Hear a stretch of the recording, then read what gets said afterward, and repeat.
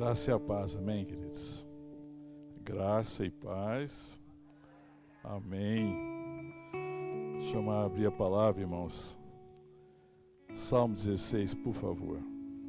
Quem achou, se puder ficar de pé para a gente ler juntos. Salmo 16, eu vou ler o salmo todo, a partir do verso 1. Diz assim: Guarda-me, ó Deus, porque em ti me refugio.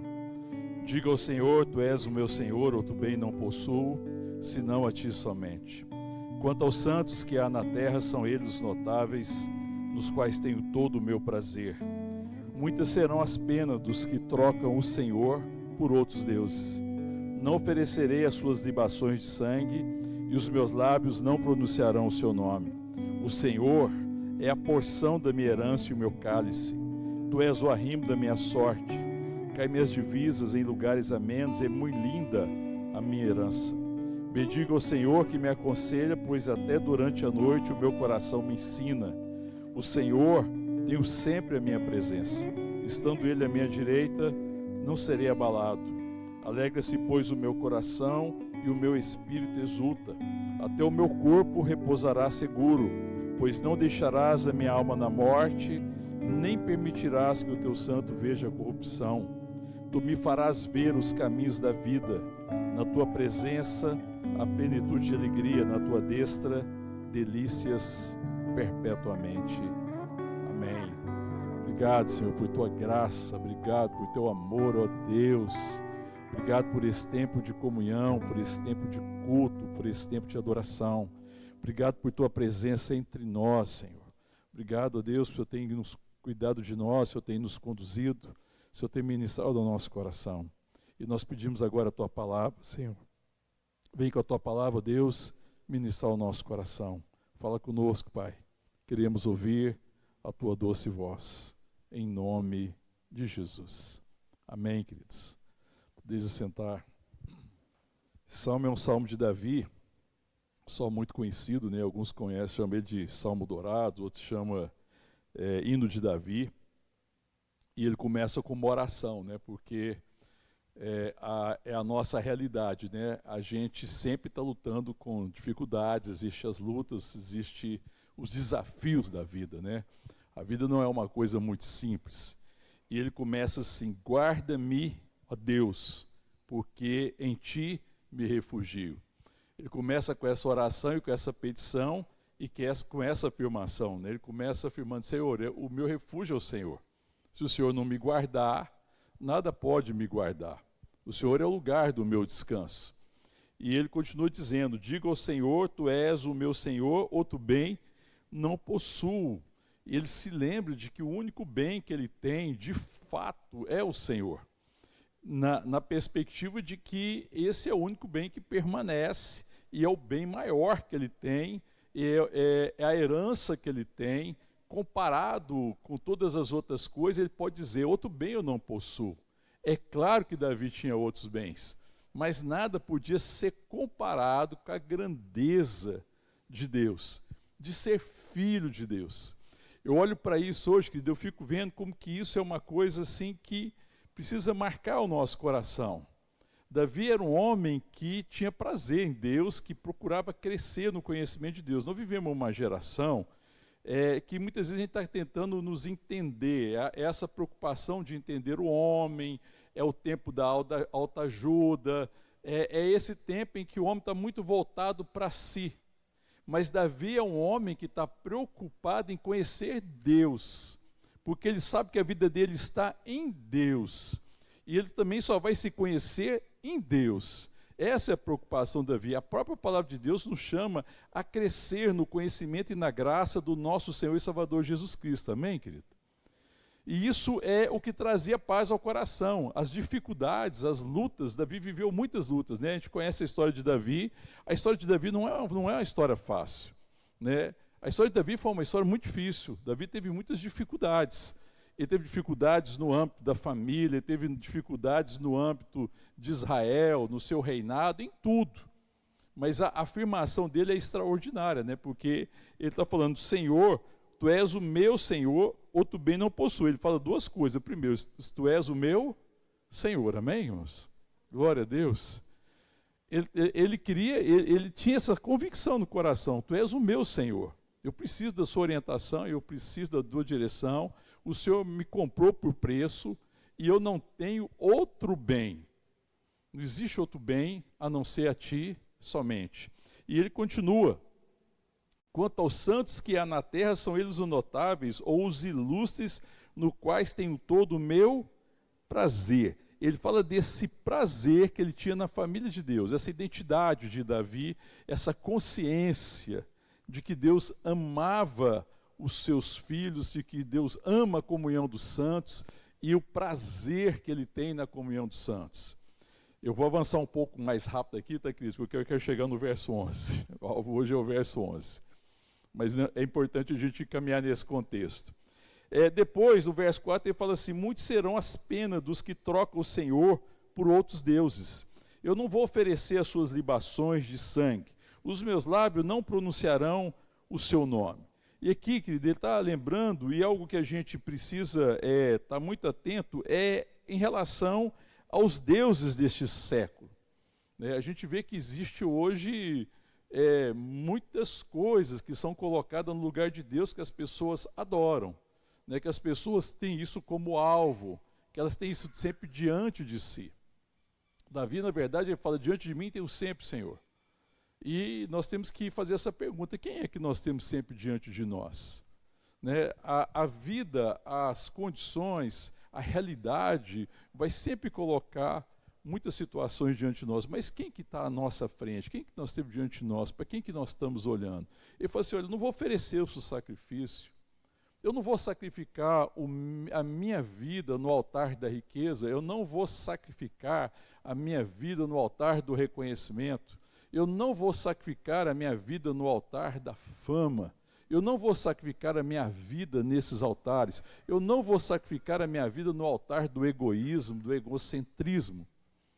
Hoje, quando a gente pensa nessa perspectiva do que Davi fala no verso 4, a gente pode pensar dessa forma. Ele fala assim: eu não vou oferecer as suas libações de sangue. Ele fala na segunda parte do verso: e os meus lábios não vão pronunciar seu nome, porque eu não estou caminhando nisso.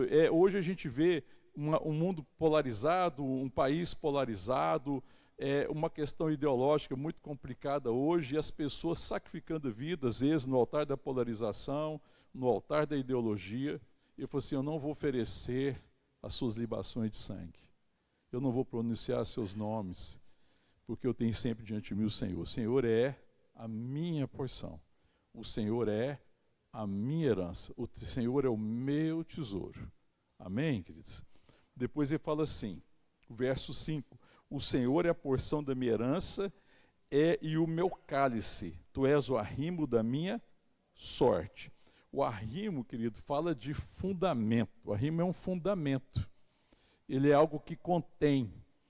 E ele fala: o Senhor é o fundamento da minha sorte. A minha vida está firmada no Senhor. Numa época que às vezes o próprio culto, o próprio Deus, a própria religião é utilizada para alcançar um objetivo egoísta, que Deus às vezes é visto por muitas pessoas como um meio de alcançar algo. Davi não vê Deus como um meio de alcançar algo. Ele fala: Ele é o fundamento, eu estou firmado nele. Ele não tem essa visão utilitarista de Deus, ele não tem uma visão utilitarista da religião, em que ele vê a religião para alcançar um fim, que ele vê o culto para alcançar um fim. Não, o prazer dele é o próprio Deus. Amém? Esse é o prazer dele. Ele é o meu fundamento, ele é meu cálice, ele é que me sustenta. E ele fala o verso 6, caem minhas divisas em lugares amenos, a minha herança é muito linda. E ele fala das divisas, como que a gente lembra, da tribo de Davi, a palavra fala que a tribo de Davi não recebeu terra, nem gado, nem bens por herança. A herança peculiar da tribo de Davi era o Senhor. Amém, querido? Porque a tribo de Davi era a tribo sacerdotal. E isso apontava para nós, como igreja.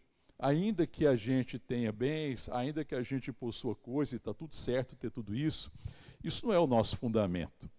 Porque isso são coisas passageiras. Isso são coisas que são dadas. Mas isso é passageiro. Nosso fundamento tem que ser o Senhor. essas coisas não servem como fundamento porque elas passam muito rapidamente. E eu fico pensando como é que essas coisas são assim, elas se diluem muito rapidamente. Eu estava vendo um documentário, o pessoal falando sobre a questão da riqueza, que a riqueza costuma se perder na terceira geração. Você já deve ter visto um ditado que fala assim, vô rico, pai nobre, neto pobre. Já ouviu falar nisso? Isso fala muito dessa forma, como que as coisas podem se perder na terceira geração. Muitas vezes uma riqueza dessa terra pode se perder. Eu não vou entrar no motivo e no mérito disso, mas é como que isso não é um fundamento, né? A riqueza, ela não pode ser um fundamento. Ela tem um valor, ela deve ser utilizada para um fim, para um objetivo de abençoar. Mas ela não é uma coisa que sustenta. Aqui ele está falando de uma riqueza que permanece. A minha divisa caiu num lugar ameno, muito lindo, porque a minha herança é o Senhor. E o meu tesouro é a sua palavra. Amém, querido? Você vai encontrar Davi afirmando isso muitas vezes. Se o Senhor é a minha herança, o meu tesouro é a sua palavra. Porque se Deus é a minha herança, irmãos, se Deus é a nossa herança, a palavra de Deus tem que ser um tesouro. Amém, querido? Se eu não tenho outro bem, se o meu único bem é o Senhor, então a palavra é um tesouro, amém, querido? E às vezes a gente perde essa perspectiva, né? Porque às vezes a palavra de Deus parece que é apenas mais uma opção.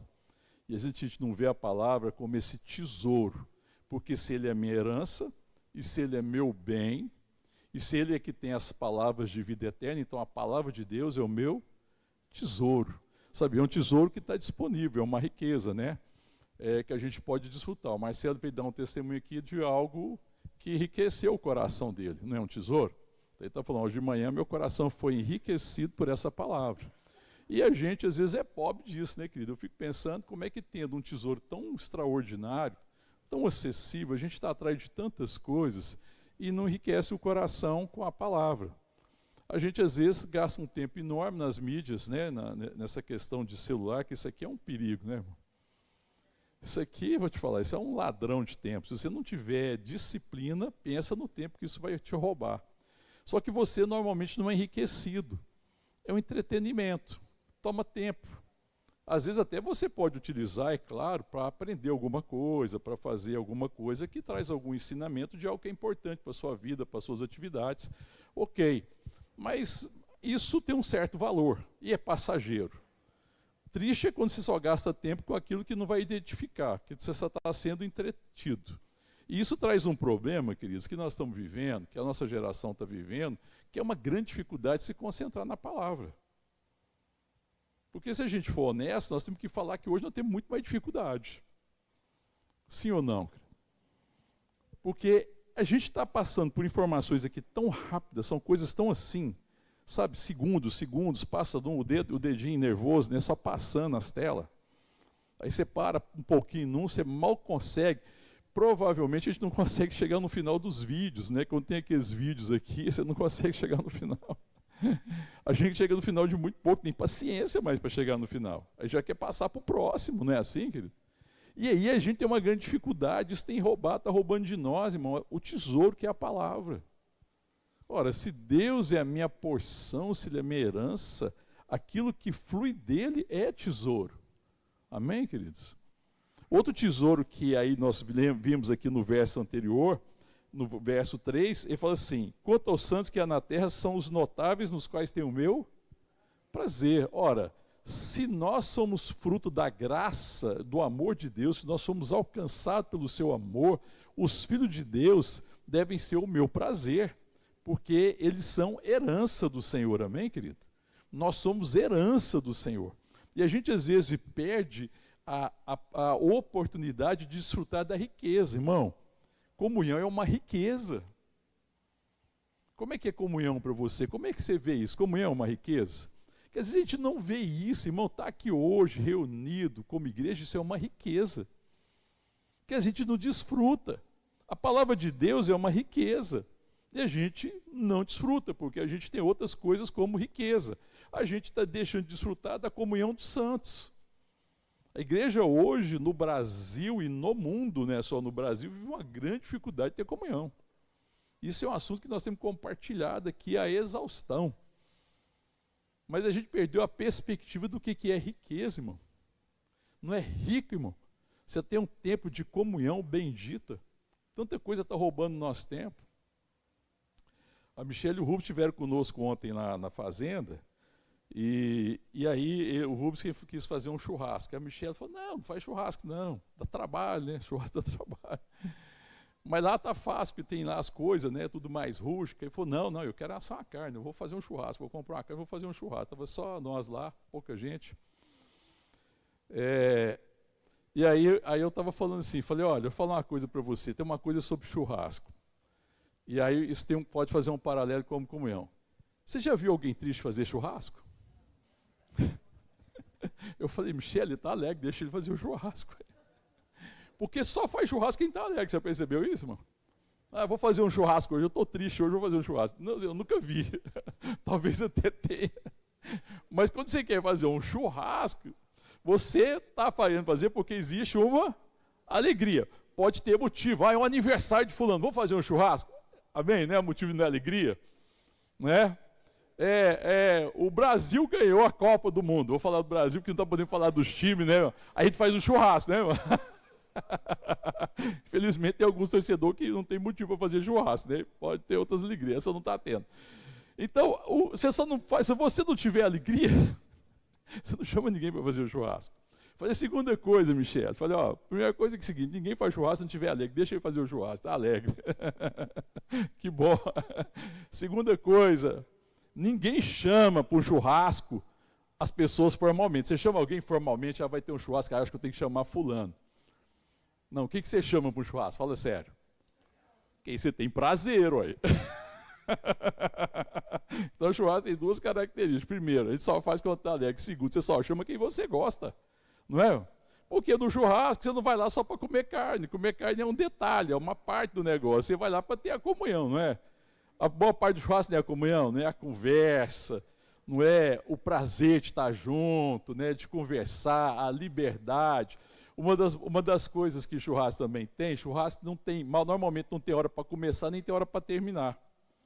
Não é assim? Que hora que o churrasco começa? Você marca mais ou menos o horário, você fala assim, vamos começar agora? Não, peraí, fulano não chegou ainda. Não, agora eu vou esquentar, vamos acender aqui a brasa, aí acabou de chegar e falou assim, agora vamos começar a assar a carne, não é assim? Mais ou menos assim.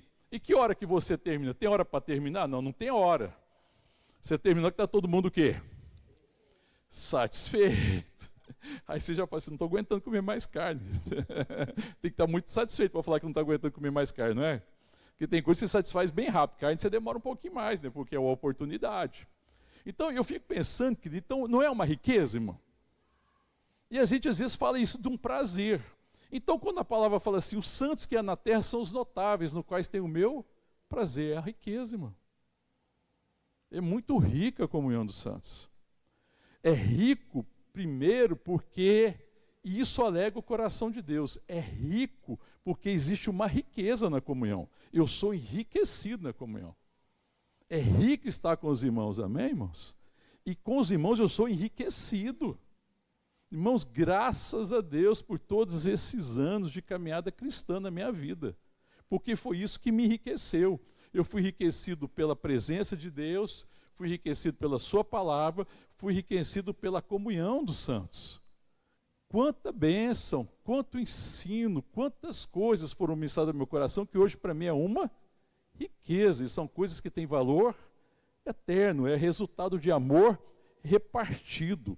E o amor é uma coisa que não se acaba, o amor não passa, o amor permanece. Sabe, a comunhão dos santos fortalece a minha fé. Amém, irmãos? Ela fortalece a minha fé. Então você vê dessa riqueza. Então ele está falando, olha, os santos são os notáveis, são os ilustres, eu tenho prazer. Eles são uma riqueza para mim, amém? Ele podia dizer assim, não poderia?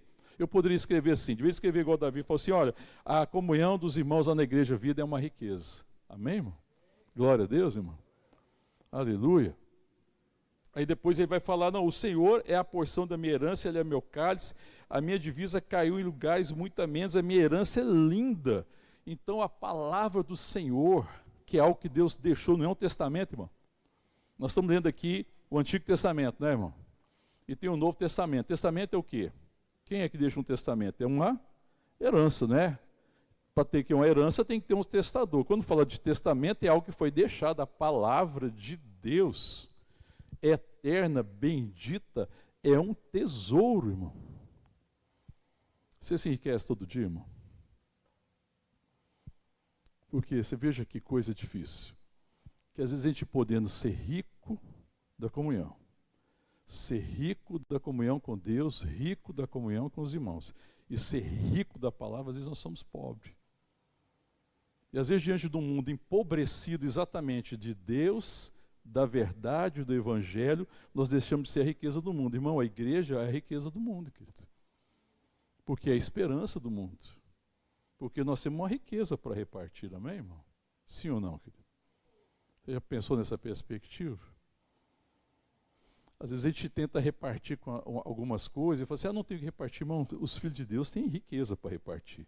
Eu tenho uma herança bendita, eu tenho uma comunhão bendita com Deus, com o Pai, com o Filho, com o Espírito Santo, com a igreja, porque se eu tenho comunhão com Cristo, eu estou em comunhão então com a igreja, que é o corpo de Cristo.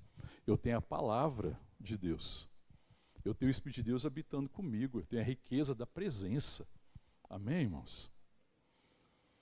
Continuar. O verso 7. Bendigo ao Senhor que me aconselha, pois até durante a noite o meu coração me ensina. Irmão, me fala uma coisa, como é que o coração pode ser ensinado à noite? Você é daquelas pessoas que sonham e lembra do sonho, ou você não lembra muito dos sonhos? Não lembra muito, né? Mas os sonhos que você lembra normalmente são quais sonhos? Normalmente o sonho tem a ver com aquilo que a gente viveu naquele dia, com aquilo que talvez foi intenso. Eu não sou de lembrar muito, mas ultimamente eu estou achando assim, engraçado que eu estou me lembrando mais. Não sei se é a idade, irmão, o que é isso? Eu me parece que lembro um pouco mais, né? Mas os sonhos, quando fala assim, eu assim, bendigo o Senhor que me aconselha. Então, primeira marca de quem é ensinado à noite no seu sono. Eu bendigo o Senhor que me aconselha. Então, ele desfruta da riqueza do conselho de Deus. O conselho de Deus, irmão, é uma riqueza. Se a palavra é uma riqueza, então o conselho de Deus. Então, eu bendigo o Senhor que me aconselha.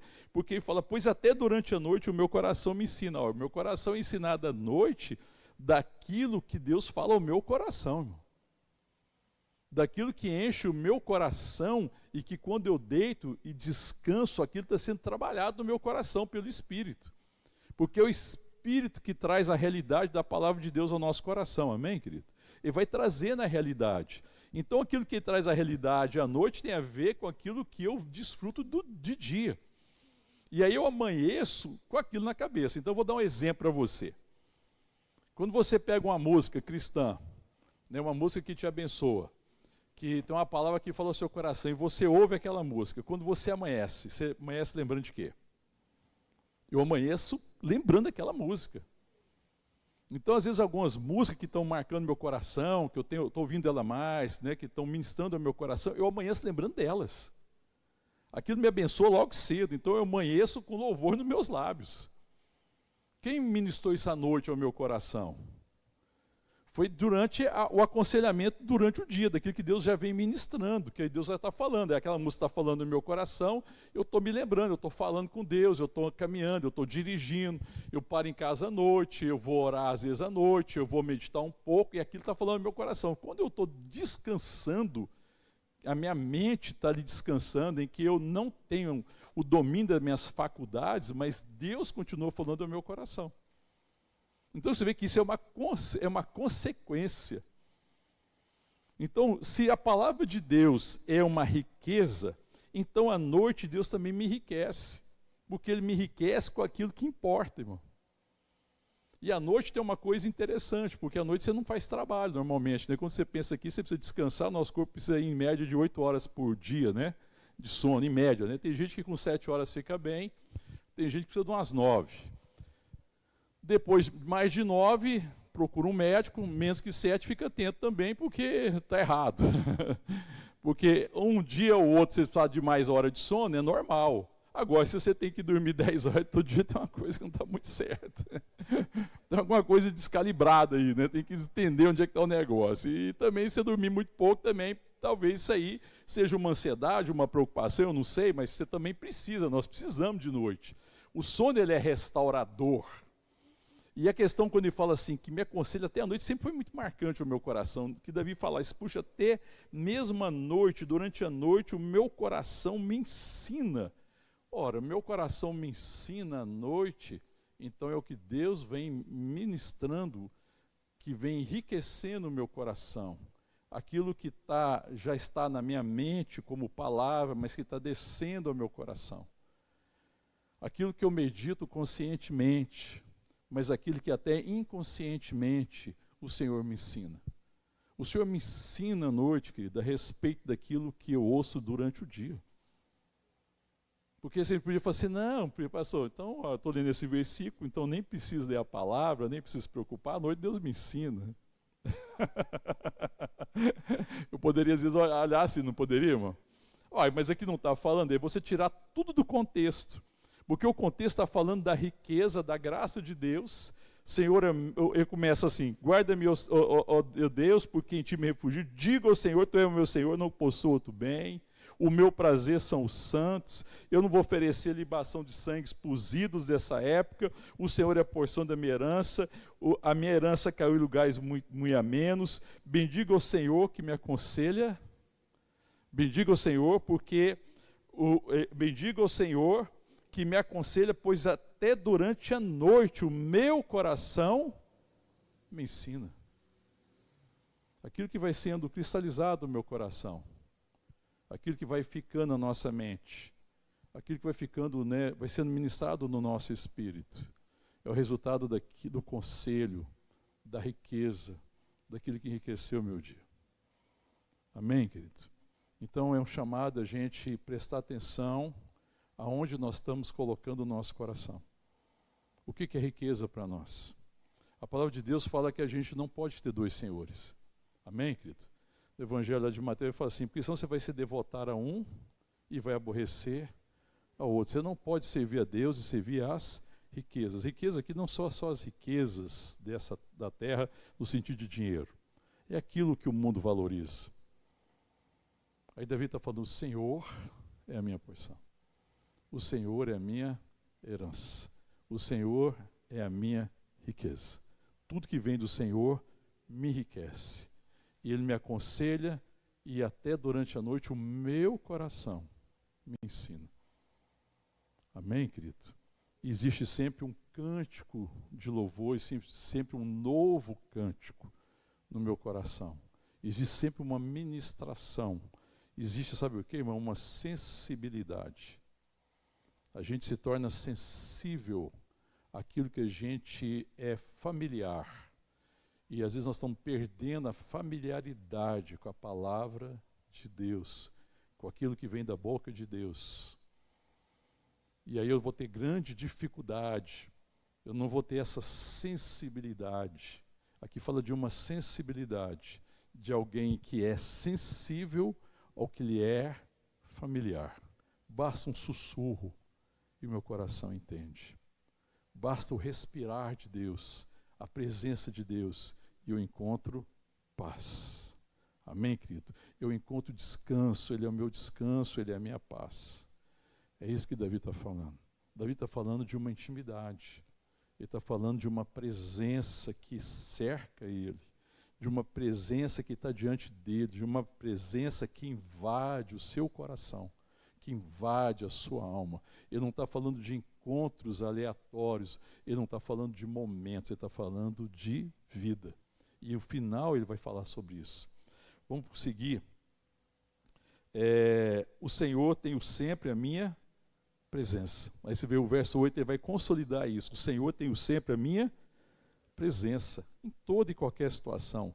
É assim, o Senhor, de vez em quando eu tenho a minha presença. Não, o Senhor, eu tenho sempre a minha presença. É muito forte a ênfase de Davi. Sempre, irmão, em todo e qualquer lugar, em toda e qualquer situação. O Senhor tem sempre a minha presença. Estando Ele à minha direita, não serei abalado. Estando à minha direita, essa certeza da comunhão com Deus, a certeza que Deus o guarda, a certeza que Deus está presente e que ele desfruta dessa presença, que ele está adentrando sempre essa presença. E depois ele fala assim: alegra-se, pois, o meu coração e o meu espírito exulta. E essa aqui é uma referência principalmente a Cristo.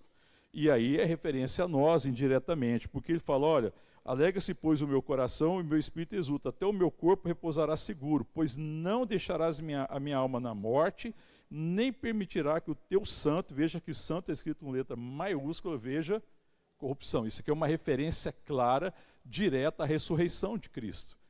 Isso aqui profetiza a ressurreição de Cristo. Ele está falando de Cristo. Não permitirá que o teu santo veja corrupção. E fala: então meu coração e o meu espírito exulta, até o meu corpo repousará seguro. E aí a segurança que nós temos é na ressurreição, porque se Cristo morreu, nós morremos com ele. Amém, querido? Romanos 6, Cristo morreu, nós morremos com ele. Cristo foi sepultado, nós somos sepultados com ele. Cristo ressuscitou, nós ressuscitamos com ele. Então, se Cristo vive, nós vivemos. Aí depois eu posso continuar. O verso 10 fala: pois não deixará a minha alma na morte, nem permitirá que o teu santo veja corrupção. Mas olha agora o que diz o verso 11: tu me farás ver os caminhos da vida na tua presença, a plenitude de alegria na tua destra delícias perpetuamente. O verso 11, existe uma ênfase muito forte. Qual que é a ênfase? Tu me farás ver os caminhos da vida. Essa afirmação do verso 11 está sustentada pelo verso 9 e 10. Porque o verso 9 diz: alegra-se, pois, o meu coração, o meu espírito exulta, até o meu corpo repousará seguro, pois não deixarás a minha alma na morte, nem permitirás que o teu santo veja a corrupção. Porque Cristo vive, eu posso viver. O verso 11 está fundamentado nisso. Tu me farás ver os caminhos da vida, porque ele vive, nós também viveremos. Então, essa é a certeza que nós temos, que nós podemos viver, porque ele, tu me farás. Quem me fará ver o caminho da vida, irmão? Tu me fará, Cristo me fará, o Senhor me fará ver, conhecer as veredas da vida. Algumas versões é vereda da vida. E essa vida significa bem-aventurança aqui, na realidade deste século. A vida é uma vida bem-aventurada aqui, na realidade desse século, e também é reservada no céu para o povo de Deus após a ressurreição. Então ele falou assim: tu me farás ver os caminhos da vida. Essa vida tem essas duas perspectivas, amém, querido? Não é só a vida após a ressurreição, mas é a vida agora. Existe um caminho de vida que Deus quer me conduzir. Tu me farás. Quem me farás ver o caminho da vida, irmão? Cristo, Senhor. Ele me fará ver o caminho da vida. Tem um cântico que a gente canta que diz assim, né? Porque ele vive, posso crer no amanhã. Amém, querido? Porque ele vive, temor não há. Né? É um canto que diz isso, não é isso? E isso está fundamentado na vida de Deus. Então, se ele vive, eu posso viver. E aí, essa vida tem 3 características. Primeira característica que eu queria compartilhar dessa vida.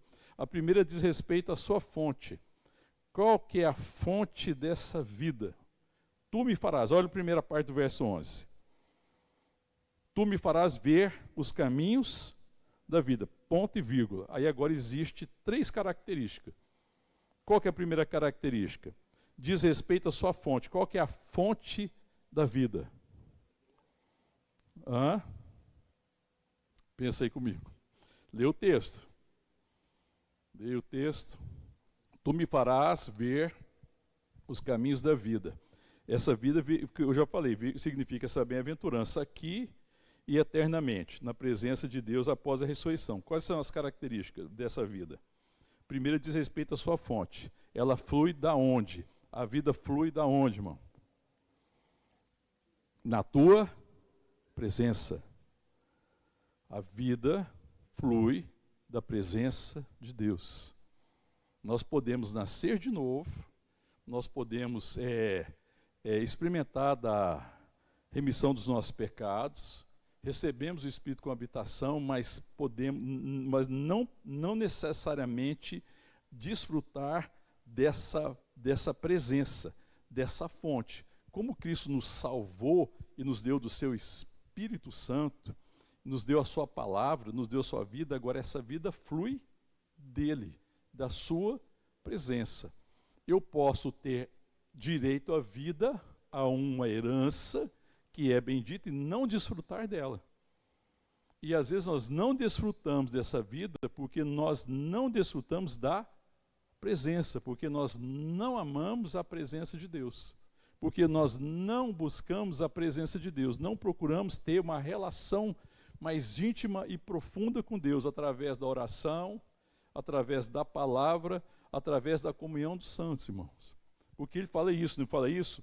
Tu me farás ver o caminho da vida na tua presença. A vida flui da presença de Deus, amém, querido?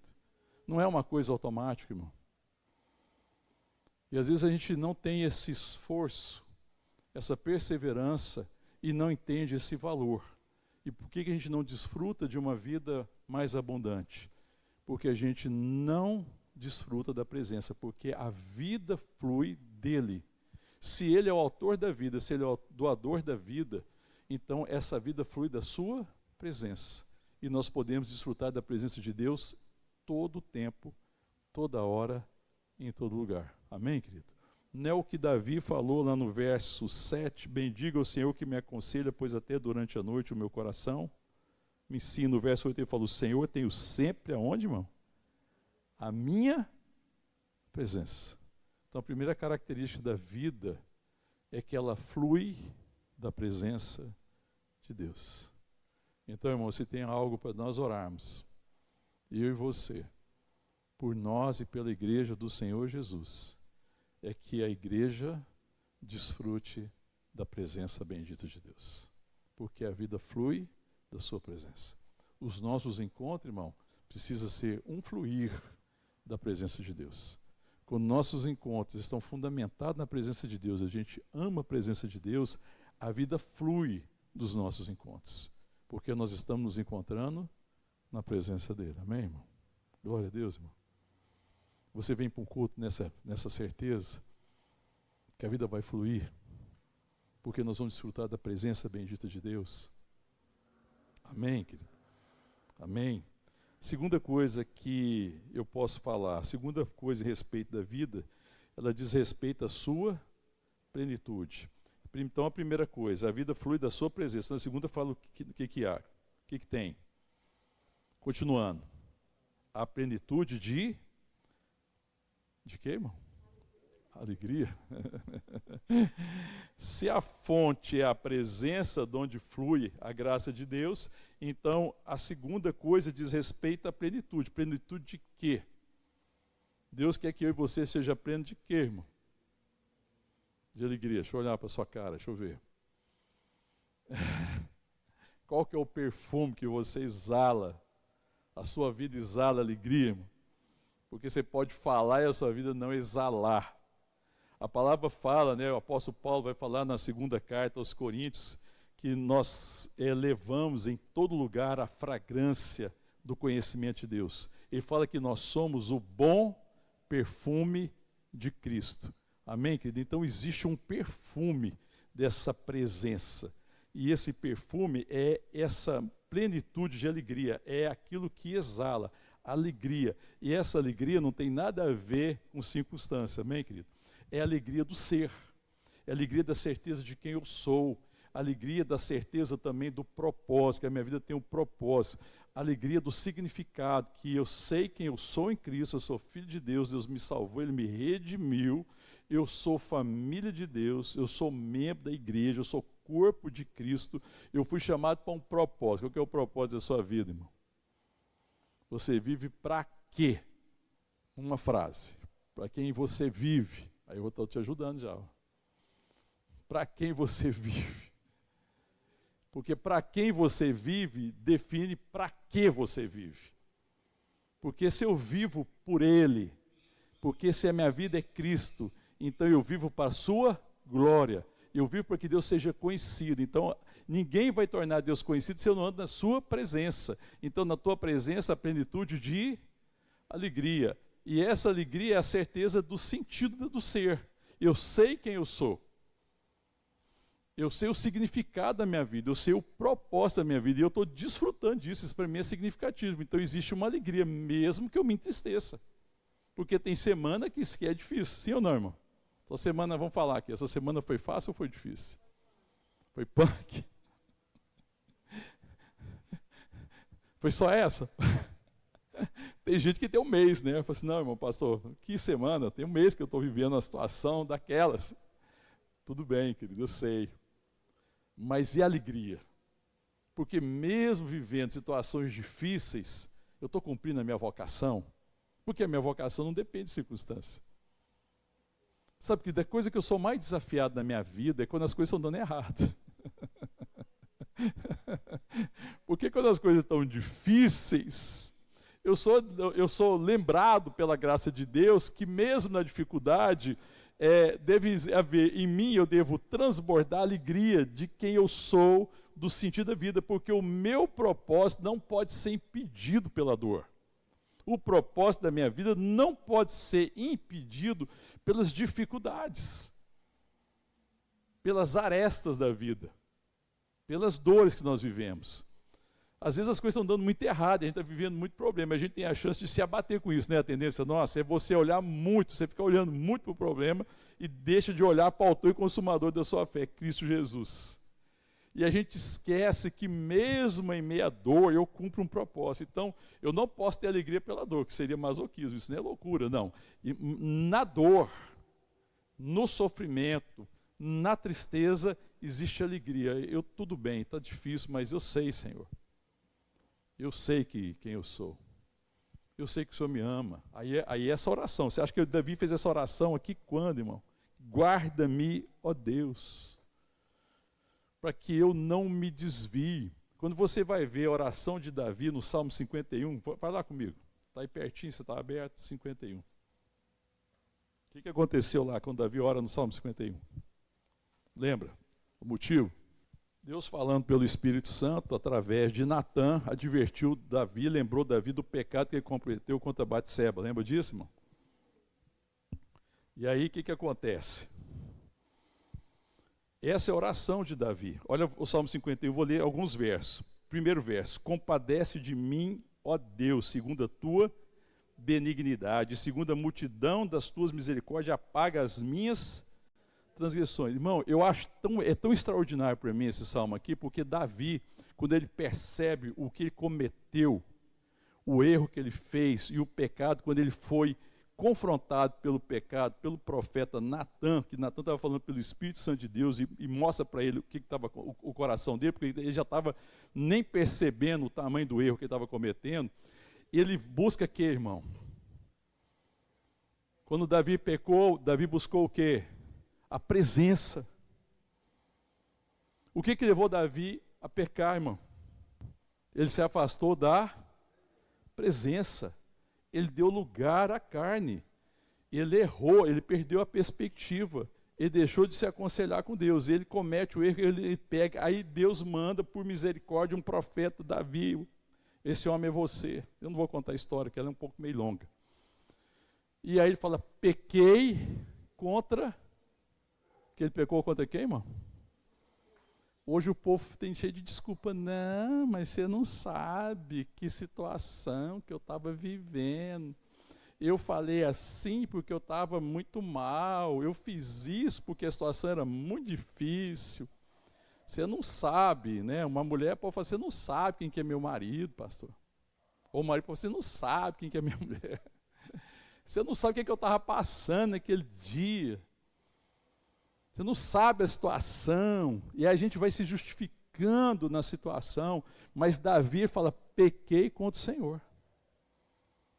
Porque o profeta chama ele de volta aqui, irmão, a presença. E aí ele fala assim: guarda, meu Deus. Ele está falando no Salmo 16, que não é uma situação totalmente diferente, não é de Salmo 51, 51, ele está lidando com o pecado. E olha a preocupação de Davi mais na frente. E olha o verso 4: pequei contra ti somente, fiz o que é mal. Não tem a menor justificativa, irmão. Irmão, gente que se justifica quando erra é porque não tem andado na presença, porque quando eu ando na presença de Deus e quando eu erro, existe graça e misericórdia para me socorrer. E aí a minha palavra é de misericórdia, Senhor, tem misericórdia, perdoa meus pecados, porque eu pequei foi contra Ti. Não tem nada que justifica o meu erro. Nada, ninguém é culpado do que eu fiz, ninguém é culpado da minha agressão, ninguém é culpado das minhas palavras, ninguém é culpado dos meus atos, só eu, somente eu, porque existia graça para viver longe disso, e eu desprezei a tua presença. O que é o pecado acima de tudo? Davi reconhece, fala, não, Senhor, eu só cometi isso aqui porque eu desprezei a tua presença. Ele reconhece, e aí depois ele vai dizer assim, verso 10, cria em mim, ó Deus, um coração puro, renova dentro de mim um espírito inabalável. E ao verso 11, não me repulses da tua presença, nem me retires o teu Santo Espírito. Olha a preocupação de Davi, Senhor, cria em mim um coração puro. Né? Coloca em mim um espírito, renova dentro de mim um espírito inabalável. Não me repulsa a tua presença, Senhor, é na tua presença que eu me arrependo, é na tua presença que eu conheço o caminho das vidas, a tua presença o Senhor me aconselha, até a noite o meu coração me ensina, Senhor, não retire de mim o teu Espírito. Esse é o maior bem, Senhor, por um momento eu deixei de olhar para o meu tesouro, por um momento eu deixei de andar na tua presença, por um momento eu desprezei a minha riqueza, não tira de mim essa riqueza. Amém, querido? Não tira de mim a riqueza da tua presença. Não tira de mim o teu Espírito Santo. Esse é o apelo de Davi. E olha o verso 12, desculpa. Restitui-me a alegria. Amém, querido? Plenitude de alegria. Restitui-me a alegria da tua salvação e sustenta-me com espírito voluntário. E o verso 13, consequência. Então ensinarei os transgressores os teus caminhos e os pecadores se converterão a ti. Porque se eu andar na tua presença, se o Senhor tratar com o meu coração, se o Senhor restituir a alegria da minha salvação, aonde eu estiver, haverá a fragrância do conhecimento do Senhor, e eu serei para com os ímpios e os pecadores o bom perfume de Cristo, cheiro de redenção, cheiro de salvação. Amém, querido? Eu não os acusarei, eu não os julgarei. Eu sei que o pecador permanece no pecado porque falta a ele a presença bendita do Senhor, falta ao pecador nascer da água e do Espírito, falta o Espírito de vida. Senhor, restitui a alegria da minha salvação, para que eu ensine os transgressores o caminho da graça, em nome de Jesus. Amém, querido? Essa é a oração de Davi, diante do erro, né, da dificuldade, do pecado. E a terceira coisa, se eu voltar lá no texto, volta comigo lá no capítulo 16 de Salmo, verso 11, primeiro, então, tu me farás ver os caminhos da vida, ponto e vírgula. De onde flui essa vida? Da tua presença. Diz respeito à sua plenitude. Plenitude de quê? A plenitude da vida, a plenitude de alegria. Alegria de Cristo, alegria do Espírito, alegria de saber quem eu sou, alegria de ser filho, alegria de ser salvo, alegria de ser família, alegria de ser embaixador em nome de Jesus, alegria de ser o bom perfume de Cristo, alegria de levar a fragrância do conhecimento de Deus. Privilégio, irmão, é um privilégio, nós somos privilegiados. Deus deseja manifestar a sua glória neste século, Ele deu esse privilégio a mim e a você que somos a igreja, amém, querido? Privilégio de sermos o bom perfume de Cristo. Depois, o que ele fala? A terceira coisa é sobre o que? A sua permanência, a plenitude de alegria na sua destra delícias, perpetuamente, permanentemente. Então ele fala da fonte, a sua presença, plenitude de alegria, da sua permanência, eterno prazer. Irmãos, é incrível isso, porque Deus está nos chamando E existem promessas, né, que nós teremos eterno prazer nele, na ressurreição, na vida eterna, num momento que não vai haver dor, que não vai haver sofrimento, que nós vamos estar mais presos a esse corpo caído, mas nós vamos estar vivendo num corpo glorificado, que nós vamos viver como ressurreto entre os mortos na presença bendita de Deus. Amém, querido? E essa alegria é uma alegria perpétua. Amém, querido? E essa alegria a gente começa a desfrutar dela aqui. Né? Esse tempo é sobre essa graça de Deus, em que eu desfruto da eternidade agora. Amém, querido? Que é uma coisa perpétua. E que Deus está ministrando ao nosso coração. E que está nos chamando a caminhar assim, para viver dessa forma. Né? Para que a gente ande na presença de Deus, porque a vida flui da sua presença. Para que a gente desfrute da plenitude da sua presença, a alegria. E que a gente desfrute isso de uma forma permanente. Amém, querido? Isso precisa curar o nosso coração. De buscar Deus nos momentos que o calo dói.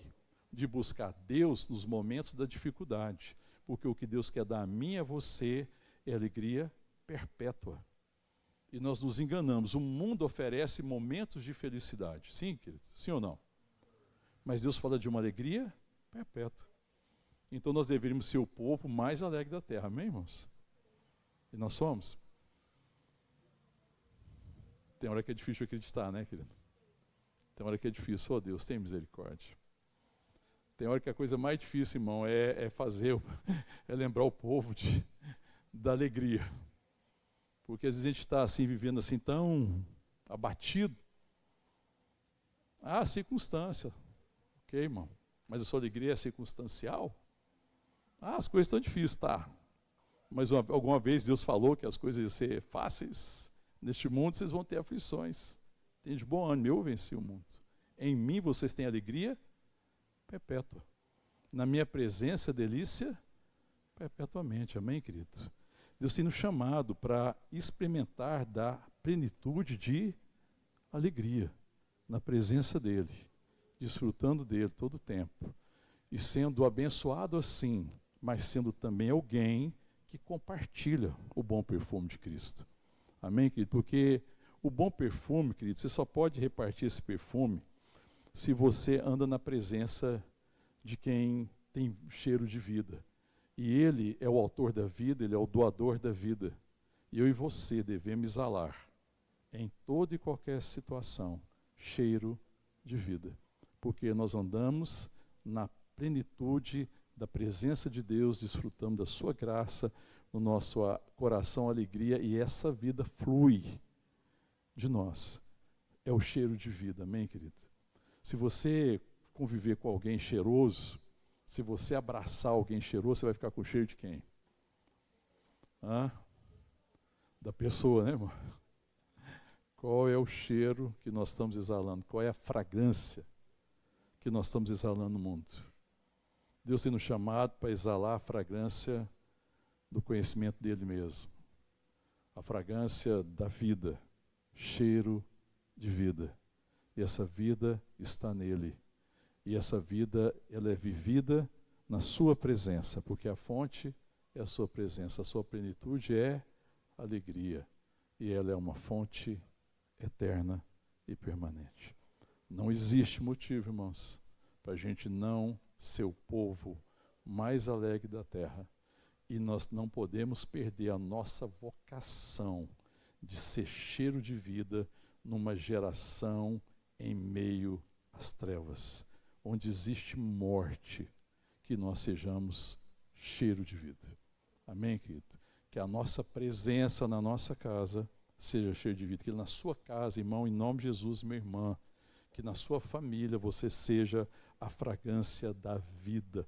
Você exale o bom perfume de Cristo. Amém, querido?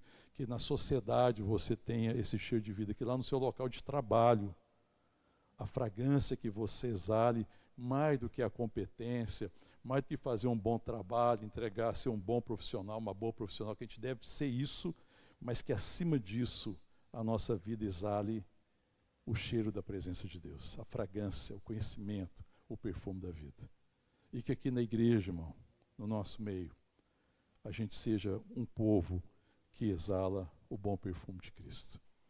que depois de sair das nossas comunhões, daquele tempo de comunhão que a gente tem, dos nossos encontros, e esse seja a fragrância que a gente leva, porque é a fragrância que nós repartimos na presença de Deus. Em nome de Jesus. Vamos ficar de pé, vamos orar. Davi, ele começa esse salmo como uma oração. Guarda-me, ó Deus, porque o Senhor é o meu refúgio. Guarda-me, Deus, de me desviar da presença do Senhor, porque é na tua presença que eu me refugio. E às vezes a gente perde essa perspectiva, né, irmãos? Nos momentos de dificuldade, a gente às vezes se refugia nas preocupações, se refugia na ansiedade, a gente às vezes se refugia no isolamento, se refugia no afastamento das pessoas.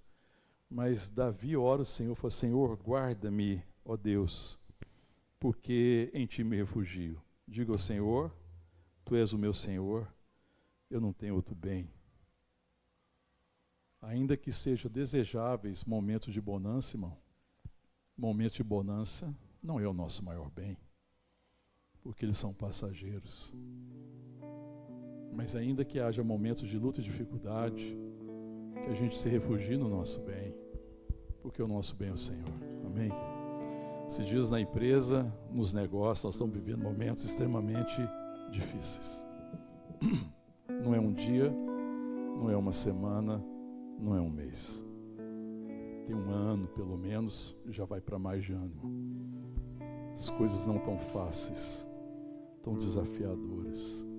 Tem hora que parece que foi a tempestade perfeita. Tudo que podia dar errado, deu errado. Não sobrou nada para dar certo. E aí nosso coração muitas vezes nessa hora é provado. E muitas vezes nesse tempo de oração, na presença de Deus, Ele sempre me lembra: não mudou nada. Eu sou o seu refúgio. Eu sou a sua riqueza. E eu continuo enriquecendo vidas. Não perca o propósito da sua vida. Que você desfrute da minha presença, para que a plenitude da sua vida seja a alegria, e que seja uma alegria perpétua, uma alegria que não sofre sombra de variação. Não perca a perspectiva de abençoar. Quanto mais dor, mais você abençoe. Quanto mais difícil, mais se aproxime de mim. Porque eu sou o seu refúgio, eu sou o seu fundamento, eu sou a sua proteção, eu sou o socorro bem presente na tribulação. Não perca a alegria, meu filho, amém, querido? E o que eu ouço do Pai dizendo a mim: não perca a alegria, meu filho, porque a sua alegria é a alegria de ser filho. Eu não sei como é que está seu coração, e talvez você tenha que falar assim: Senhor, restaura em mim um espírito inabalável. Restaura em mim, Senhor, a alegria da salvação, a alegria da redenção. Restaura, Senhor, a comunhão com o Senhor, para que eu possa testemunhar a um mundo em dor a alegria de ser filho e de ser filha de Deus. E que a minha vida exale, aonde eu estiver, a fragrância, o bom perfume de Cristo. Fala com o Senhor em nome de Jesus.